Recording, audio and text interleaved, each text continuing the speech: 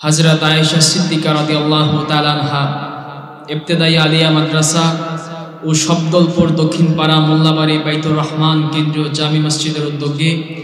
আয়োজিত আজকের এই নবম বার্ষিকী ইসালে সওয়াব মাহফিলের সম্মানিত সভাপতি, অত্র এলাকার মাথার তাজ বা কুমিল্লা সহ সারা বাংলাদেশের গর্ব রহমানিয়া কাফেলার সম্মানিত আমির পীর কামেল আওলাদে আলী হযরত মাওলানা আবু বকর সিদ্দিক আল কাসিমি পীর সাহেব বানিয়াপাড়া দরবার শরীফ, আজকের মাহফিলের প্রধান অতিথি, প্রধান বক্তা, মঞ্চে উপবিষ্ট ওলামায়ে কেরাম এবং আমার সামনে আগত দিন প্রিয় ইসলাম প্রিয় ভাই ও বন্ধুগণ, শুরুতে শুকরিয়া আদায় করছি সে মহান আল্লাহ রাব্বুল আলামিনের দরবারে